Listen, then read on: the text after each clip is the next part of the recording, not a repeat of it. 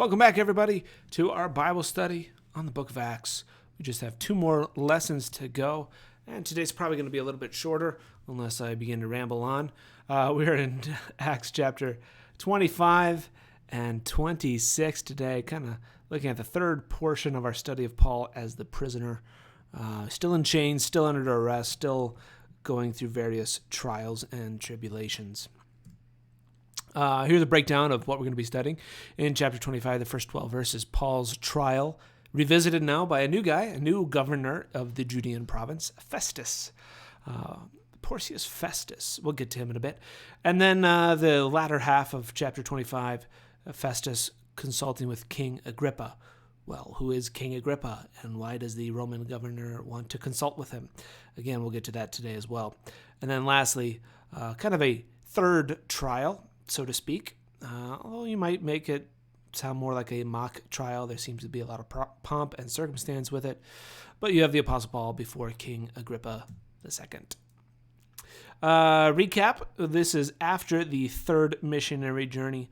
Paul returns back to Jerusalem on the third missionary journey and is there arrested in Jerusalem.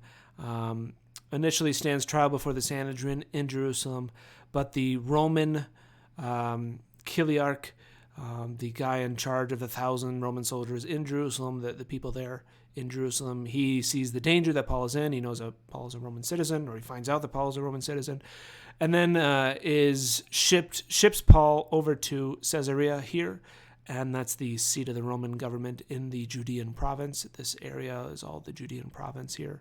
This would be the Syrian province up here. But Paul is then there for an unknown amount of time, which kind of leads us into where we're at today with the Apostle Paul.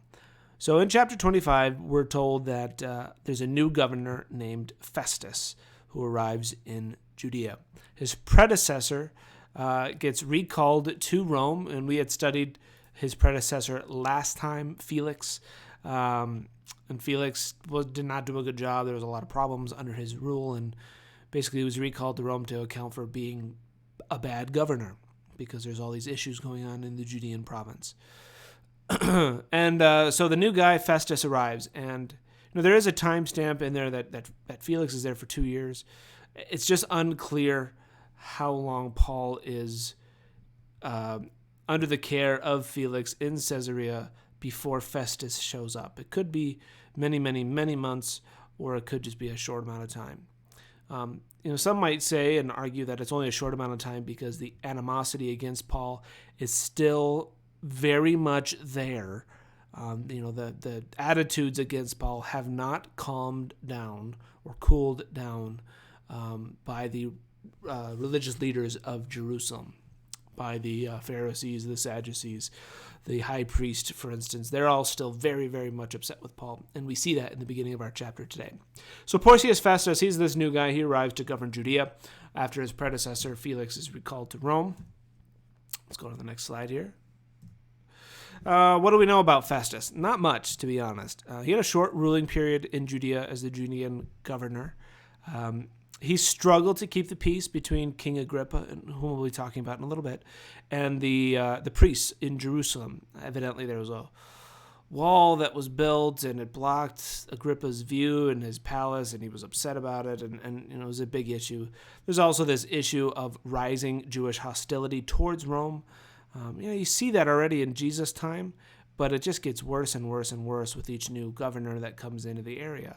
They don't seem to be able to fix or address the problems, even though it seems like they try to, as we'll see today. So do you lay blame on the Jewish leadership, or do you lay blame on inadequate governors, or is it a mixture of both?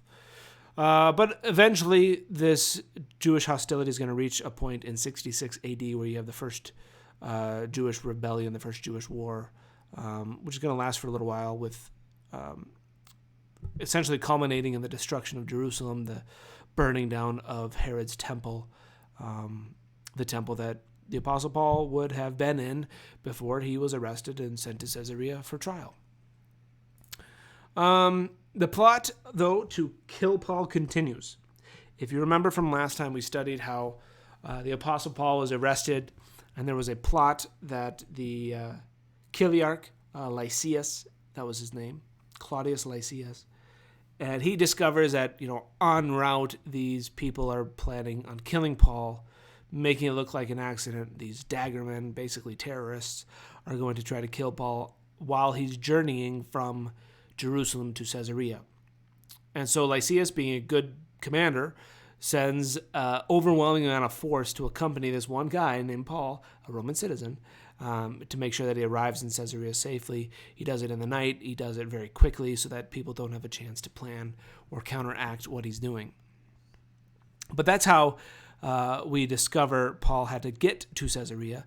Now, as Festus arrives, he immediately goes from Caesarea to Jerusalem, and he meets with the chief priests, the Jewish leaders, and, like a good governor would want to do. He's going to want to meet the people that he's supposed to rule over.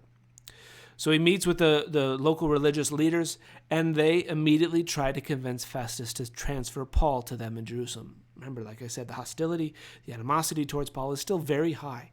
And they have not forgotten Paul languishing in prison. Like, he hasn't been in there for years and years and years. And, oh, yeah, remember that Paul guy? No, they're still, his name is on the tip of their tongues, and they're ready to act. They want, perhaps with the same people, to prepare another ambush to kill him along the way from Caesarea to Jerusalem so that he doesn't even have to have a trial in Jerusalem. Now, Festus, it appears, is familiar with the matter. Maybe he had the letter that Lysias sent to Felix, the previous governor. Maybe he knew the situation. I don't know how many people would have been kept in prison in Caesarea, a political prisoner, or not really a political prisoner, but a religious prisoner. And so it's unclear exactly how familiar he was. But even if he wasn't familiar, he says in verse 4, Paul is being held at Caesarea, and I myself am going there soon. Let some of your leaders come with me, and if the man has done anything wrong, they can press charges against him there. So he's not going to cave. He's going to let this Roman citizen have his say, have his defense, his day in court. And initially, he's doing a fairly good job of doing what he's supposed to do. Then in chapter 25, the religious leaders, there's people that go with Festus to Caesarea. They convene a court. They order Paul be brought in. Paul comes in. The Jews from Jerusalem are standing around him. They're making all these charges. There's a trial, but really nothing is clear. There's no wrongdoing on Paul's part that is proven, and Festus is kind of confused. He's a little taken aback by the fact that, well, I don't know exactly what these guys are accusing you of, but still, where he had initially said, let's still hold this trial here now in Caesarea, he is trying to curry favor with the people he's going to rule over. He's a new governor, and you can understand that he's trying to get in the good graces of the people that he's supposed to be ruling, but he does it in a corrupt fashion. He tells Paul, a Roman citizen who is also a Jew, are you willing to go up to Jerusalem and stand trial before me there on these charges? He's going to go with Paul to Jerusalem, but he's going to give the opportunity for these Jews to take Paul into their place of authority and power. And like Pontius Pilate, he's trying to garner goodwill with the people he wants to rule. But Paul doesn't have to do that. And he knows he doesn't have to do that. He knows he's innocent of the charges that are brought up against him. And if Festus is not going to do his job as a Roman governor, Paul says, I appeal to Caesar. He's going to go straight to the top as he can as a Roman citizen. And so then Festus says, okay, you've appealed to Caesar you will go. The next section, this is now chapter 25, starting at verse 13. It's just a few days later that King Agrippa II and his sister Bernice arrived in Caesarea to pay their respects to the new governor, Festus. So they're there to say hi, to get to know him, see him at his palace in Caesarea, etc. And apparently Paul's case was interesting enough that Festus, not only did he not forget about it with all the other stuff that he's trying to accomplish, but he brings it to the attention of King Agrippa II. And he explains kind of the situation. There's a man here whom Felix left as a prisoner, verse 14, and then verse 15. When I went to Jerusalem, the chief priests and elders of the Jews brought charges against him and asked that he be condemned. I told them that it is not the Roman custom to hand over anyone before they have faced their accusers and have had an opportunity to defend themselves against the charges. When they came with me, I did not delay the case. Accusers got up to speak. They didn't charge him of any of the crimes I had expected, right? The crimes of he's an instigator, he's a rioter, he's a provocateur against the state. If you let this guy go, he's going to cause problems, etc. In fact, in verse 19, instead, they had some points of dispute with him about their own religion and about a dead man named Jesus, whom Paul claimed was alive. And Festus, new to the area, a new governor, is like, I don't know what I'm dipping my toe into here. So he brings the case to Agrippa. And Agrippa essentially says, I want to meet. All right, now who's this Agrippa guy? He's King Herod Agrippa, maybe the Herod name. Kind of gives you a clue. He's the great-grandson to Herod the Great. King Herod the Great would have been the Herod who ordered the massacre of the innocents in Bethlehem, whom the Magi visited. The same Herod the Great who died shortly after Jesus was born. The same Herod the Great who built or funded the building of the temple and pushed for a lot of building projects in Jerusalem and in Israel. It's in fact his building projects that enabled there to be any sort of uprising or rebellion, even though Herod the Great was actually very much pro-Roman. He was a great builder, and he built Caesarea, for instance, right? That he wanted to garner some favor with the Romans. But it's the rebels, the rebellion, the anti-Roman sentiment, and all those people who are going to rise up. They're going to take over essentially all the forts that King Herod the Great built 100 years before, or even longer, about 100 years before. And they're going to take over all those things that he built, and is in fact the last fort standing at Masada, which was built by King Herod the Great, where the Jews make their last stand before the Romans essentially destroyed everything in Israel. And now you have the end of the Pharisees, you have the end of the Sadducees, you have the end of temple worship, and it never rises up again. Anyways, that's a topic for another time. But here, King Herod Agrippa II, great-grandson of Herod the Great, he himself was educated in Rome. He's very pro-Roman. He did kind of understand, though, where he was going to have career success. So he, even in Rome, was an advocate for Judean rights, Judean customs, the Judean province, because he knew one day, I'm going to return there. Even though he lived in Rome and was very much pro-Roman, he was always kind of still fighting for Jews, even though he himself was very pro-Roman. He ends up being the last of the Herodian line. He dies childless, I think in his 70s or something like that. Okay, so Festus consults Agrippa. We kind of went over this already. Festus, hey, I'm ignorant about this Jesus and the resurrection stuff. This is a religious argument. This is not really something that has anything to do with Roman law. Agrippa tells Festus, I want to hear Paul myself. And so the very next day, Paul is brought before Agrippa and Bernice, his sister. There's a lot of pomp. There's a lot of circumstance going on. There's the whole audience room that's filled with high-ranking military officers. And so either it's Festus and Agrippa working this to kind of show off to each other, right? Hey, look at how important we are. And there's even pomp and circumstance in the start of this secondary trial. Festus says to King Agrippa and all who are present with us, you see this man. The whole Jewish community has petitioned me about him in Jerusalem and here in Caesarea, shouting that he ought not to live any longer.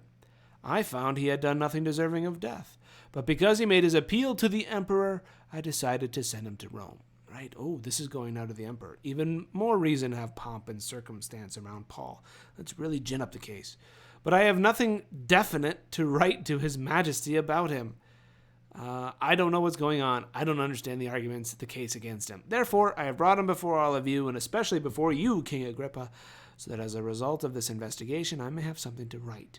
For I think it is unreasonable to send a prisoner on to Rome without specifying the charges against him. Read between the lines there. I would look like a fool if I sent Paul to the emperor without specifying or having any knowledge of the case and just saying, I don't know what I'm doing. Here, you take care of it. So it's kind of reading in between the lines a little bit and speculating a little bit. But Agrippa then is going to hear out Paul's defense. He says to Paul, you have permission to speak for yourself. That's King Agrippa to Paul. And so Paul gives his defense. And that's what I'm going to boil down here. Paul first says, hey, I'm well known in the Jewish community. I'm well known, not only my name is well known, but I'm known to have lived according to Jewish custom. I grew up doing this. I knew all about it. I was basically the Jew of Jews, right? That's me. I'm on trial, though, because I believe in fact, what my countrymen should be believing. I believe, I'm on trial because of my hope in what God promised to our ancestors. And this is something that Paul is kind of playing on, Agrippa's knowledge of Judaism and the Jewish faith and knowledge of the Old Testament and the promises about a Messiah and all of that. Paul is saying, hey, you know what God promised to our ancestors. Well, I believe that God fulfilled that promise. That's my hope. And that's why I'm on trial, because I believe that what God promised has taken place. And his argument continues. He says, before I believed in Jesus, at first I persecuted this Jesus character. I was totally opposed to him. I was standing over the execution of Christians. I went to people's homes where Christians were suspected. That was what I did. And then on the road to Damascus, and then Paul gives a recounting of the tale of the road to Damascus. I saw Jesus risen from the dead. And Paul also again is playing on the fact that he assumes Agrippa would know all about this Jesus character, that is not going to be ignorant of who Jesus is and what Jesus had done and what had happened a few short decades ago, that Agrippa would be knowledgeable of this new sect of Judaism called Christianity. In fact, Agrippa even names Christians in his counter-argument to Paul, which we'll get to in a bit. So, Paul assumes that Agrippa will know who Jesus is, and he's saying, this guy that was clearly attested to have been publicly executed and put in a tomb, I saw him alive. And here's the recounting of Paul's story. The reason I put this before you is because it appears that Paul fleshes out a little bit more so here than we see Luke does earlier on in the book of Acts. So I want to read through this and kind of see how Paul fleshes out what Jesus tells him and why it matters in this case. Saul, Saul, why do you persecute me? It is hard for you to kick against the goads. Then I asked, who are you, Lord? I am Jesus, whom you are persecuting. Now get up and stand on your feet. I have appeared to you to appoint you as a servant, as a witness of what you have seen and will see of me. I will rescue you from your own people and from the Gentiles. I am sending you to them to open their eyes and turn them from darkness to light, from the power of Satan to God, so that they may receive forgiveness of sins and a place among those who are sanctified by faith in me. And it's at this point, or essentially soon after, where Festus interrupts Paul. Paul, you are insane. Your great learning is driving you insane. You're out of your mind, he says. And you can kind of see where Festus is maybe coming from. Again, he's not familiar with all this. He's new to the area. Maybe he had heard something of Christianity before, but, well, now he's in the heart of it. And perhaps, too, he interrupts Paul for two different reasons, something that we're going to get to today. One, he might interrupt Paul because he looks at Paul and is trying to he's trying to have this trial to bring credibility to Paul. And having a particularly religious argument that has nothing to do with Roman law is not the right way that Festus believes Paul should go. And so he doesn't get why Paul is going this route. Paul, why don't you just explain how you're not a rioter or somebody who's inciting riots in the various parts? Explain that, Paul. Don't go on this sermon. Or perhaps the other reason is Festus himself doesn't want to confront the reality of a resurrected Jesus. We'll get to that in a little bit too. I think certainly that's where Agrippa lies. But Paul appeals to Agrippa to essentially say, are you not familiar with Jesus? Are you not familiar with this new movement of Christianity? Certainly you, King Agrippa, would know all about this. You are familiar with Jews and Jewish customs and the promises of Messiah. Certainly you know about Jesus. Certainly you're familiar with the fact that there's no way that Jesus' disciples, for instance, would have taken and stolen his body in the middle of the night on Easter morn. Yeah, you're familiar. You know, Agrippa. Paul is basically winking and nodding at him. You know. The case kind of closes here with Agrippa shutting Paul down and saying, are you trying to make a Christian out of me? That's not going to happen. And Agrippa doesn't really want to face the reality of a resurrected Jesus, probably like Festus. Paul concludes his sermon, his speech, by saying, hey, short time or long, I pray to God that not only you, but all who are listening to me today may become what I am, except for these chains. Right? I want you all to have faith in Christ. Even here, Paul, the prisoner in chains, is still the evangelist. We conclude chapter 26 by realizing a little side conversation between Agrippa and Festus, where Agrippa says to Festus, you know what? This man could have been set free if he had not appealed to Caesar. Essentially because he had made this appeal, it was very public, he was going to go to Caesar. But Agrippa kind of admits the quiet part out loud to Festus. There's really no reason that this man should be under arrest. All right, I want to spend a little bit of time today. That's the end of the text, but I want to spend a little bit of time again and again and again. We find out how much the resurrection plays an important part in the evangelism efforts throughout the book of Acts. And here before governors and kings, the Apostle Paul stands, and again he's bringing up the resurrection of Jesus as proof positive of what he believes and why it matters. Now, why is, and you can even apply this to your own evangelism efforts as well. You're going to tell somebody else about Christ. Well, a good place to start is to talk about the resurrection. Why? Well, think about it like this. If you believe that Jesus was raised from the dead, or if Jesus was really raised from the dead, then also, well, you must believe in his divinity and who he is. And if he's divine, right, if he was raised from the dead, if he conquers death, that is proof positive of the fact that he is the Son of God. And if he's the Son of God, if he's divine, then the things that he says actually matter. They have import. You need to, therefore, listen. You must take his message seriously. And he has a lot to say about sin, for instance, that you need to take seriously. And I think this is where a lot of people will kind of shut the door. And that's what you see Festus, that's what you see Agrippa doing. They're going to shut the door on Paul on this point. You're going to talk to me about the resurrection. Well, I don't want to listen to the resurrection of Jesus, because if I listen to the resurrection of Jesus and if I believe in the resurrection of Jesus, there's something about me that's wrong. There's something about me that needs to change. There's something about my life that is in danger, namely sin and hell. And so many don't want to confront that last part of this kind of logical chain of the resurrection.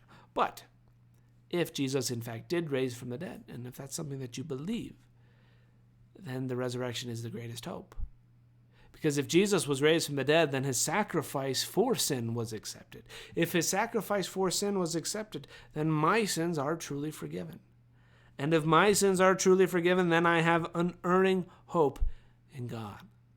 And furthermore, if Jesus was raised from the dead, not even death can win against me. So the resurrection of Jesus plays a pivotal role in evangelism efforts in the New Testament era, in the New Testament, in the book of Acts. I think it should play a pivotal role in our evangelism efforts today. Talk about the resurrection. It is powerful.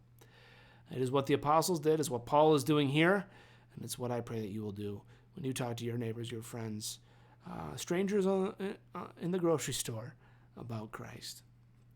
All right, that's going to wrap up our lesson today. It's a little bit shorter lesson, just about 25 minutes today, but that's okay. We'll continue and we'll finish our study of the book of Acts next week with chapters 27 and 28, Paul sailing for Rome. God be with you all and have a wonderful week, everybody.